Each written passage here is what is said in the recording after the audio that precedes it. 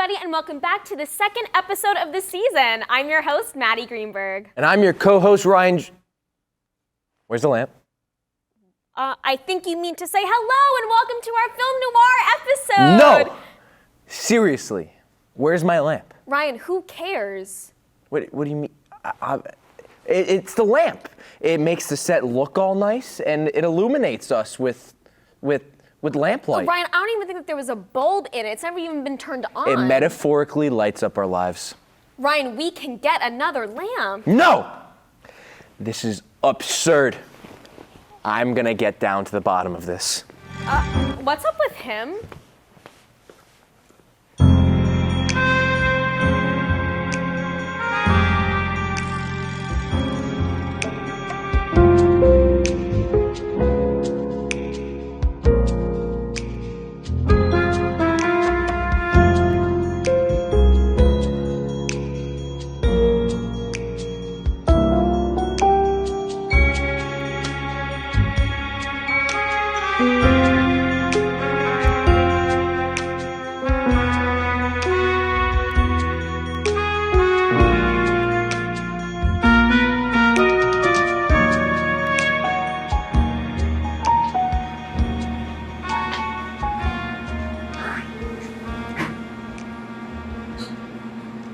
Any updates?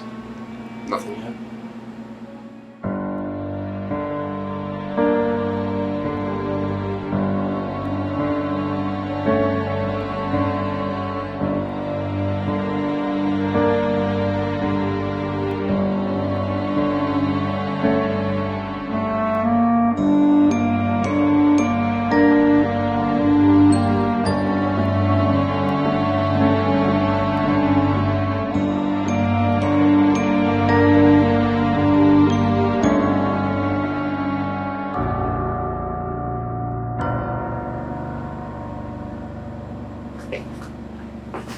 Why are you gonna be so rude all the time, man?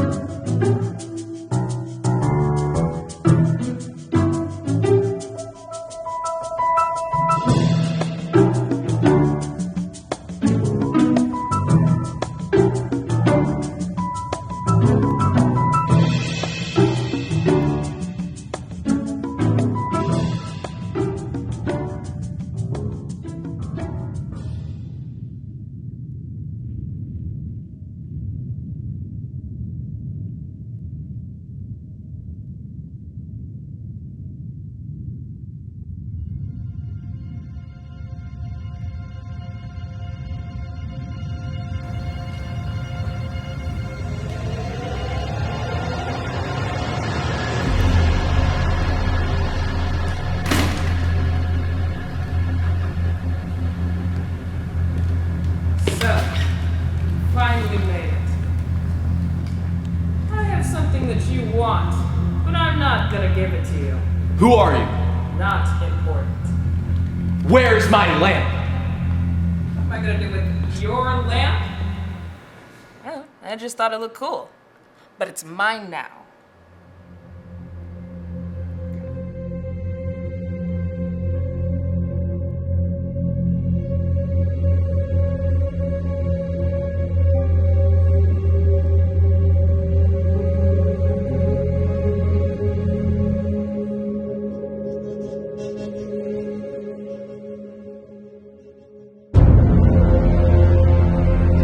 And now, the lamp is mine. This is absurd! It's my lamp, and I don't want it back. At least I have a reason to keep it. You're not even using it. Get off! Give me the lamp! Give me the lamp! Give me the lamp! Give me the lamp! What are you doing? Give me the lamp! I want the lamp. Give it back! So you found the lamp? You know you guys can't keep it, right? Like, we need it for the show. Neither you can have it. I'll give you a moment to say your goodbyes.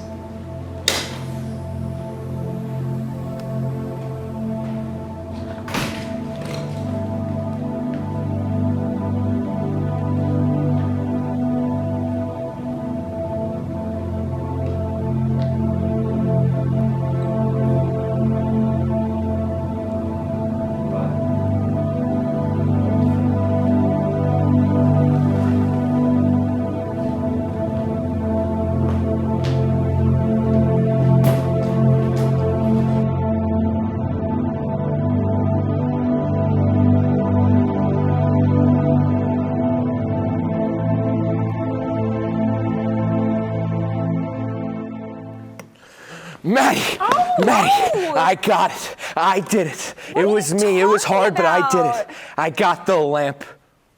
That's not our lamp. Did you steal a lamp? This is our lamp. Yeah, that's our lamp. Curse you, Alyssa Gale. Curse you. Alright, guys, enough lamp talk. Alyssa, thank you for joining us. So is my pleasure. And do you know what else I think is going to be an absolute pleasure? Oh, the do tell. FNAF movie, Five Nights at Freddy's. Which is really 6 nights, right? Yes, Technically, yes. So I'm guessing you don't know what it's about. No, So consider imagine- me your elderly grandmother. Have you ever been to a Chuck E. Cheese? Of course. So if say you're a night security guard for Chuck E. Cheese, and then Chuck E. Cheese is trying to eat you. That's but kind of you what it can't is. forget that the owner of Chuck E. Cheese also killed Kills children, and then he put those dead children into Chuck E. Cheese, Yeah. and that's why Chuck E. Cheese wants to eat you. So that's what's in their pizza. Yeah. The lead star is Josh Hutcherson, and Let's try that last name again. nope, obviously I don't know what it is. Hutchter. Hutcherson. Hutcherson. And Matthew Lillard, the actor of Shaggy from the live-action I love Scooby-Doo him so movies, much. is also in the movie as one of the leads. Shaggy. But something that is also a pleasure is the fact that these WGA strikes ended. Yes. Yes, on October 10th, right? Yeah. It ran for, I think, 145 days, the Yeah. strikes. Which is crazy. It is The crazy. fact that they didn't, like the companies, it's so sad that it didn't happen sooner, but you know what? It happened, luckily, and I'm, got the agreement. at least it's over. That's all I like to think Well, about. for the writers. For the writers, The it's over. writers, the I mean, actors. surprisingly, they got nearly everything that they wanted. I have a and- theory behind this. Okay. Well, It's with yes. Drew Barrymore said that she was going to start up her show again Mm-hmm. and work SCAD. And then everyone from every direction completely ridiculed her. And then Mm-hmm. right afterwards, the writers' strike ended. Like not right afterwards, but pretty Mm. soon afterwards. So I think they saw how everyone and their mother was getting mad at her for working during these strikes. They're probably like, oh, we probably can't start anything if these strikes are going on. So they just relented. Mm. I mean, they have the money to do it, They obviously. do. Yeah, I mean, it's just interesting because I know that SAG, like with their most recent proposal was so almost like embarrassing and humiliating that it was completely off the table. But Yeah. for, WGA, they really almost got everything that they asked for, which is an incredible achievement. And I think that it really shows these work, and it's really the power of the people. I'm really excited to see what work comes out from these writer strikes, because I think movies and art always reflects the world around them. does. And that's pretty prevalent with a movie that's in theaters right now, Dumb Money, which is about that kind of same thing, where big companies are trying to hold people down from earning money, but the Yep. little man can still make his way. And I think it's cool that this movie came out around the same time. I thought Dumb Money was just okay. It was funny. It was but nothing too crazy. But I like the idea that that type of movie is coming out now Yeah. I and haven't saying seen it this thing personally. during all these strikes. It's so funny because I wanted to see it, but my producer, my co-host, didn't invite me to go with them. There's going to be a new Hunger didn't go Games movie either. coming soon. Yeah, and I'm gonna go and not invite you guys, and I cannot wait. And I hope that Josh Hutcherson makes another cameo in that, because he was great in the original. It's a prequel. It's about Snow, the He could be president. a distant ancestor of Peter Malark. You don't know. That's true. She's got That a is point. 100.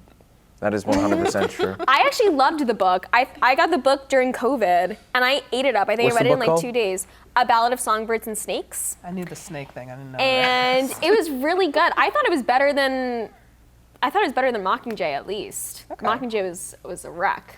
But Yeah. on that note, Alyssa, thank you so much for coming out to talk with us. Yeah, of course. And I will be taking this right here. Thank you very much.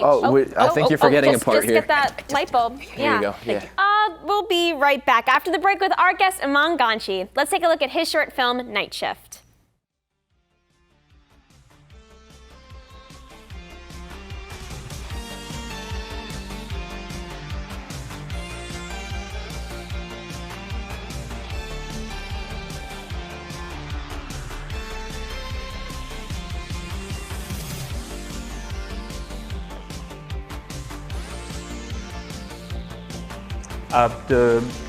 We're closed. Yeah, that's why I'm here.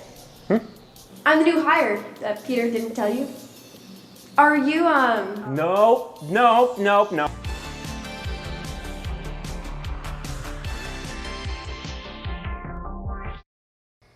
I guess I'm just confused as to why this takes two people. I'm fine working alone. Yeah?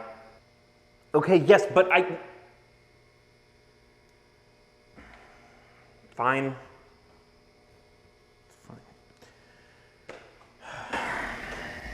So, you ready to get the night started? What was that? Break time.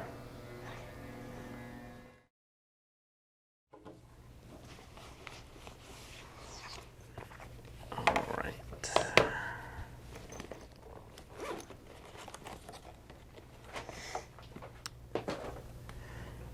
And today's viewing is...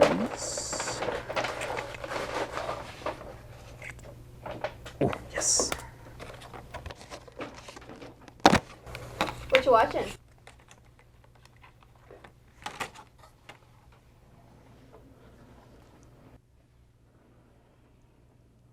Oh, Paul Blart, I love that movie. My uncle was a mall cop, but it was like nothing like that. Like there were like a bunch of naked heroin addicts. Okay, break time's over. Oh, wait.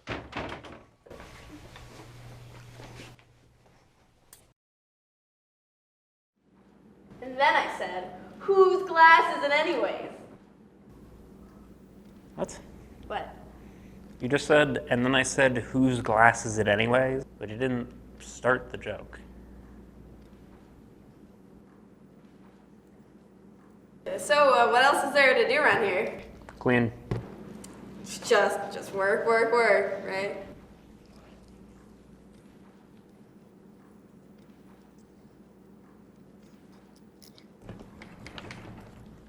Hey, could you hand me the... So the state of it. Look. I work alone, so you being here is like a real bummer in my day.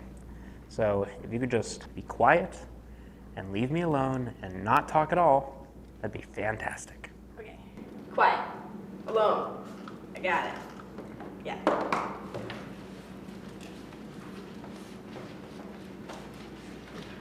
So what are your thoughts on...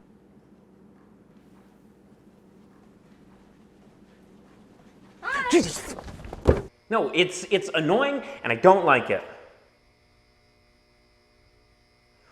Exactly. No, I'm glad somebody gets it.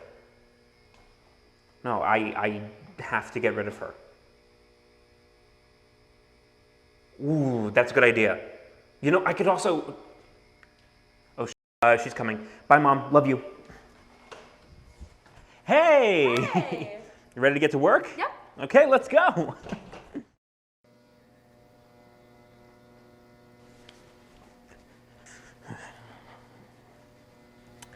Hey, girl.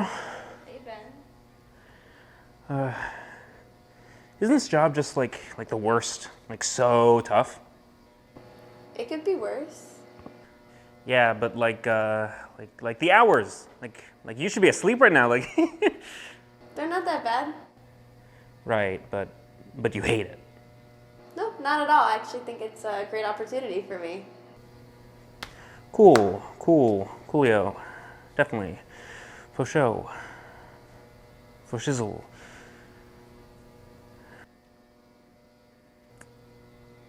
Anyway, want to come outside with me? Why? No reason. Come on. Wait, what do you know? Huh? Nothing. Why are you being crazy? Come on.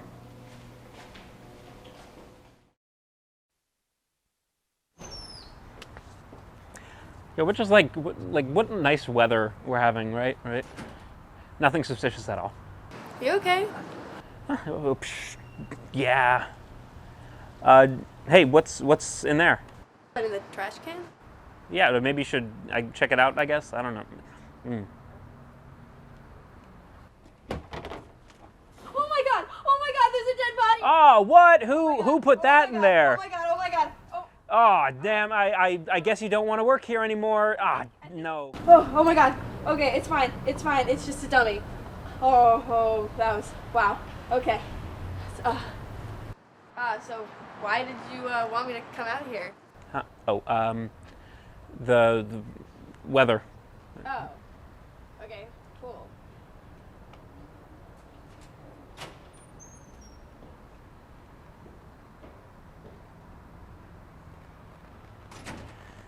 Damn it, Clarence. Rat. Why, God, why?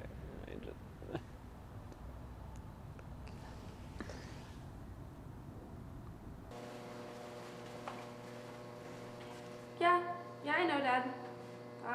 How's Mom? Oh, yeah, he's good. He's funny. Yeah, I like him. Well, I'm on the clock, so I'm gonna have to go. But just let Mom know I love her. Okay. Bye.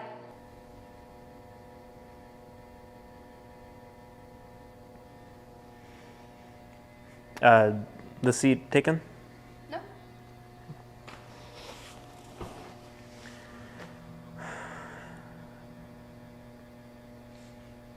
So, this is how it is. I guess so. I'm Ben. Carol.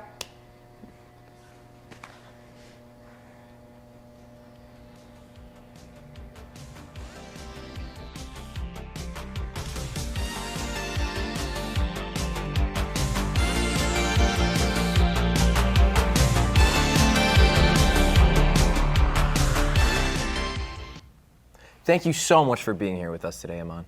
So tell us a little bit more about your film and what class was it for?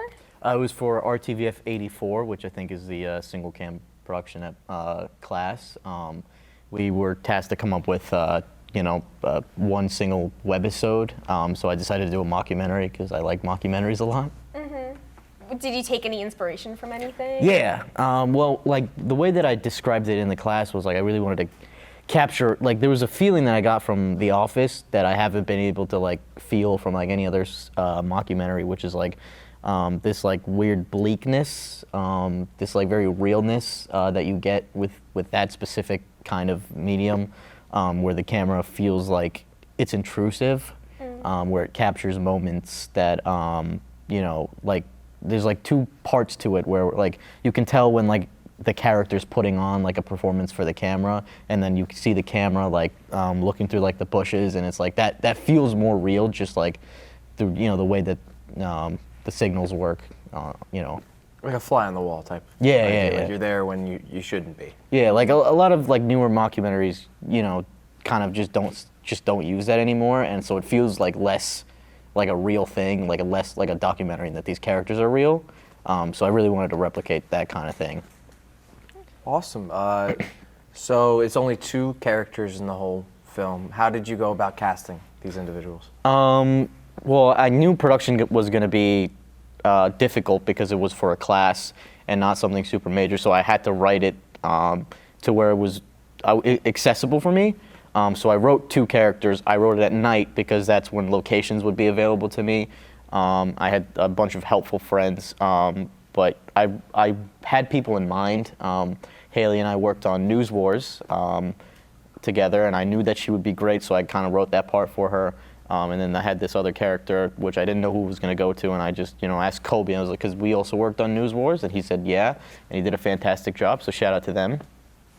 The audio in Night Shift seems really well captured. Who did you have do that? Yeah, I think, we'd have to give that up to Academy Award winner Ryan Drew. Right. Oh, yeah. So shout out to him. I'm just busy patting myself on the back over here. Oh, Yeah. nice. So how was it getting, like, having to shoot around locations given to you? You said that you started off, you wrote it to be at night in locations that were available. Yeah. So how was that limitation?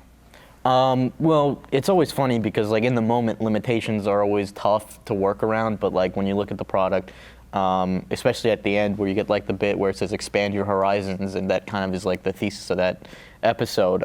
It worked out. Me and my director of photography, Sebastian Pepe, who recently graduated, we went around the student center finding, like just a quiet place that we can do all this stuff, and we found a little office area in just like off, and we filmed there, and it worked out really well. And so I like wrote it so that it would be in a couple locations and interchangeable, so that like if one thing isn't available to us, we can put. It was more about the feeling of the scene rather than like its environment, if that makes sense.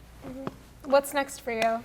I'm working on my senior thesis, and also a game show called Spin the Wheel, airing October 23rd at 8 p.m. Everyone should check it out. I bet you that show will have great packages. But thank you so much for being here today, Aman. Yes, Thank you for having me. Recently, one of our producers had the opportunity to sit down and interview a very special Hofstra alumni. He's won 8 Primetime Emmy Awards and multiple Visual Effects Society Awards in his 30-year career. Working on many shows and movies from the Pirates of the Caribbean and the Talladega Nights to the Matrix Resurrections and HBO's John Adams. He is best known for his work as the visual effects producer for the world-renowned hit series Game of Thrones. Please enjoy this exclusive Director's Cut interview with Steve Kobach. Today we are joined by a very special guest who I'm so honored to have on the couch. Steve Kobach, who is a Hofstra alum and graduate, VFX producer on so many incredible projects, Game of Thrones, Battlestar Galactica, did some work on The Matrix, Obi-Wan Kenobi. So Steve, welcome to Director's Cut. Thank you for coming. Thank you. It's a privilege to be here. Were you a fan of any of these franchises going into working on them? Honestly, I did not always know about them. When I started working on Game of Thrones, I had vaguely heard about it, but I didn't know too much about it. And then I got the book, and it was this giant 900-page tome, and I started digging through it. But before I got through the book, I had received an outline. I had been invited to come and see what they were doing on the tail end of season 1. Having worked with some of the producers on a different show. And so they brought me in to say, hey, here's what we're doing, how might we do this, more, better, different. And so I tagged along on a bunch of location scouts and saw how they were doing things. And one of the things that I observed was they would benefit from having their chief creative working for them directly, and their chief organizational person working for them directly instead of being at a vendor on the outside. Because I think as a producer of programming, and now I'm a producer on the show in addition to being a visual effects producer on the project I'm currently working on, I think when you have the team that you need close to you actually working with you and for you, that is an improvement. So we organized the team a little differently for season 2, and we brought in some visual effects producer support for me and visual effects supervisor, who's the creative on the team. And every year it just became more and more intense. And there were more than a few episodes. I thought the title of it should be Holy Shit, because I'm not quite figuring out in my mind how, a giant riding a mammoth into battle with, it was just overwhelming. But one thing that we sort of took as our driving motto was, you can't say no. You can only listen quietly and digest it and think of, how are we going to get through this? And it was a perfect storm of unbelievably creative, hardworking people who came together and figured out, all right, this is a way, and let's try it this way and see how that works. Speaking of riding into battle, I'm sure you're sick to death of talking about it, but the Battle of the Bastards, widely considered one of the greatest battles put to film. You have so many moving parts. You have the Water at the beginning following Jon Snow as he runs through the cavalry charge. What goes into planning and executing such a large-scale operation? It's all about storytelling, and it's all about vision. And in this case, the vision starts with the writers Dan Weiss and David Benioff, and then goes into the hands of an insanely talented director, which in this case was Miguel Sapochnik. And Miguel is a very strong-minded, very clear storyteller, and we all sat around quite a bit talking about what needed to be done and how we might do it. And one of the things we brought to the table as a visual effects department was pre-visualization, and we animated the whole scene, top to bottom, both sides of the battle. And that animation, if you look at it side by side with the previs and the final shots, is incredibly faithful. And what that lets you do is it lets you understand what are we setting out to do and what are the pieces we're going to need to do it. And then when you know what those pieces are, you can then get down to the brass tacks of how many horse riders you need and how many extras you need and how much track you need if you're doing a tracking shot along the horse cavalcade running into battle. And then we were on set every minute of every day that shooting was happening, because for any given shot we had a playbook and a layout for where the camera needed to be, where the people needed to be, where they would move from A to B. And that kind of planning lets you create something very complicated in less time and less money than it might otherwise. Thank you so much for joining us. Welcome back to Hofstra. Thank you. It's been an absolute pleasure having you. Make sure to watch The Three Body Problem, coming out on Netflix sometime next year, I believe. Yes. Yes. All right. Thank you. Thank you very much for joining us. Thanks. It's great to be here.